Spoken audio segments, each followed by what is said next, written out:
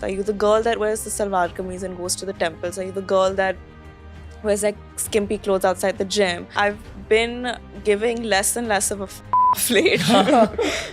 It's not you they like, it's not you they value, it's your parents. I skipped a lot of school, so my education was primarily on like my dad's film sets or traveling with my mom. They're too intimidated by intimacy, and they also have access to it at their convenience. Emotional intelligence that comes with understanding the sensitivity of an artist in artistic environment is so priceless.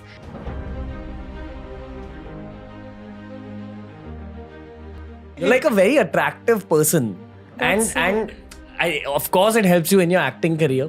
And you've got this whole like artsy, mysterious, brooding, attractive vibe. But on the other side, you eat 5 bowls of Nutella ice cream. So you're also this person. I like the variety, and I think that's what people are liking about you as a brand. Do you have to say anything about that? I didn't know they were liking anything about me as a brand, because I've been told so many times before to think about this term, me as a brand. And I just can't get myself to think like that. And I've been told it's one of my shortcomings as someone in this profession. Because so many people have told me that you need to give the audiences something simple to identify with. Are you the girl that wears the salwar kameez and goes to the temples? Are you the girl that wears like skimpy clothes outside the gym? Are you the ditzy girl that says inappropriate things in interviews? Are you someone who cares about their craft and like dislocates both her shoulders prepping for a role? Which one are you? And I'm all of these things. That's the strength, man. I think people want authenticity in today's day and age. But are they ready for it? Yeah. I mean, if you're ready to put authenticity out, which I believe you are. I mean, I've been giving less and less of a lately about what I'm putting out, and I think it's throwing people off a little bit. But I'm tired, I think, of taking the pressure of catering a certain image, and I just want to find out who I am for myself more than for others now, and it feels good. Yeah, and I think your career is going to do that for you. I feel so. Like any kind of art form helps you with self-discovery. I think so. That's why I like what I do so much. Yeah. Did you feel like that? Did you have an epiphany ever of like, now I'm going to stop giving a shit and I'm going to do me for me? Yeah, probably after COVID. Really? Yes, yeah. I think that's what's happened. The pandemic has like sped up this process of like realigning your priorities a bit. Why is it difficult for you to think that you're an attractive lady? From a very young age, there have been versions of this nepotism debate that have made their way into my life. How old were you when you first started to figure this? Since school, since as long as I can remember. Small remarks like, you know why you did well on that test is because your parents are famous and like the teacher's starstruck, or like, oh, you only like this person's only friends with you because like they think you're cool because you're famous. So everything in my life, someone has taunted me about, saying it's not you they like, it's not you they value, it's your parents. So I think it kind of like diminishes or makes you question what you have to offer in this world. See, I need to admit to myself that there is some amount of truth in what all of these people are saying. And I would rather be underconfident than be delusional to like all of this attention and everything I'm getting, and I'm on beer biceps and all only on my own merit. That's delusional. And I'd rather be underconfident about it than arrogant in what I have in life. So it's okay, like I'll deal with some of those feeling like down and out kind of days, but I'd rather have that than be, because I think when you're arrogant about it, you get complacent in your art and you stagnate in your growth as a person. What's it like actually growing up in a film family? Like, okay, what's the other side of this whole nepotism word? Like, what's the good aspect of it? What's the artistic aspect of it?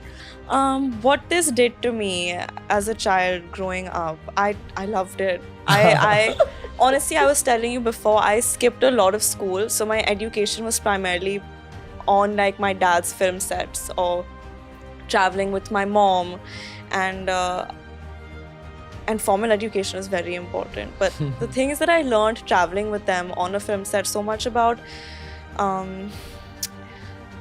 things like respecting people's time, different cultures.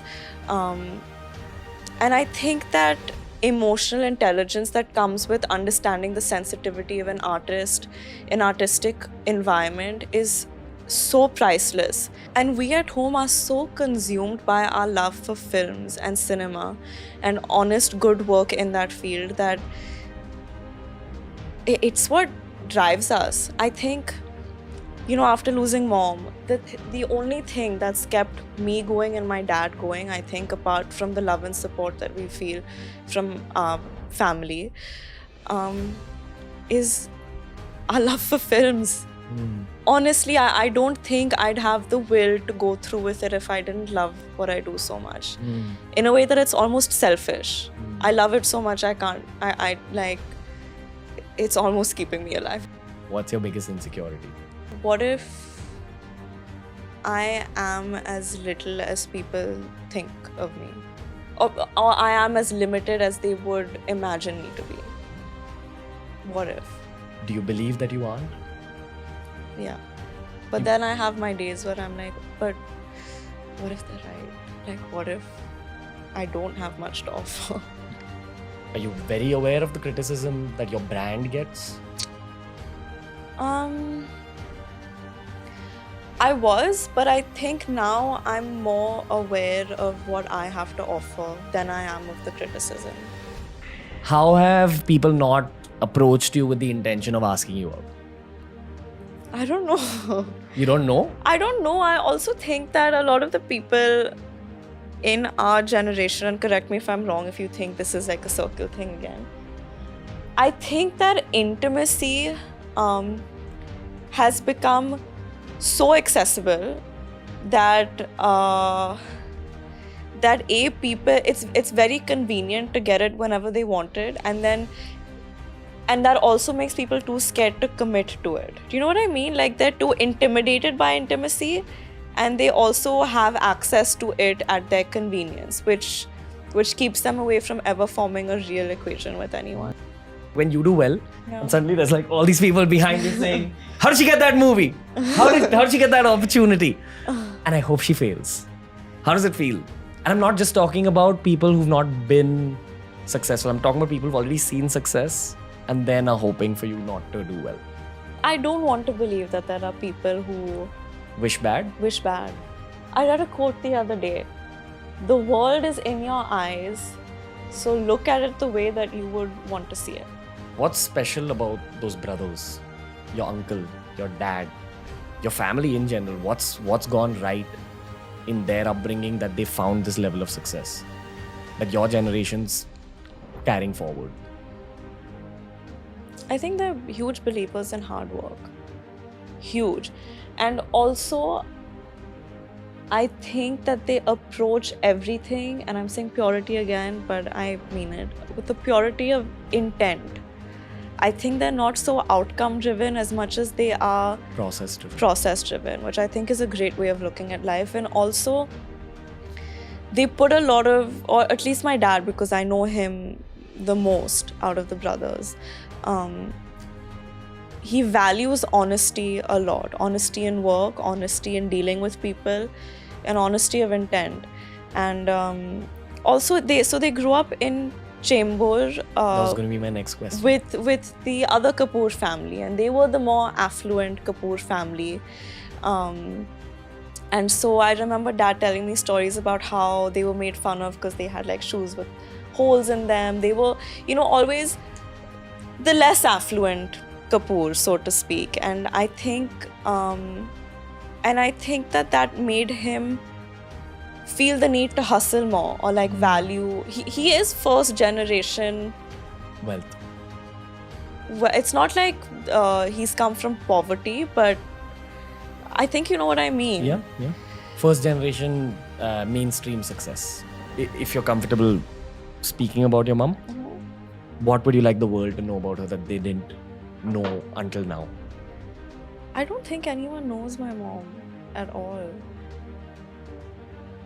I think what I would, and there's so much love out there for her that I wouldn't even say anything that would inspire those emotions in people, because I think that's already there. But what I would want want people to know is that I think what she stood for in life was dignity and innocence, because she was such, in my head, a beacon of someone who, after spending so many years in the industry, was still a child, was still so naive at the ways of the world and innocent and sheltered. And I think that's what made her art so uncorrupted and made her so uncorrupted as a person. And I think that through that, what I would like to say is, maybe it might inspire all of y'all to look for the best in people as opposed to being skeptical or pessimistic, because well, then if everyone expects the best in everyone else, then maybe that's what the world will become.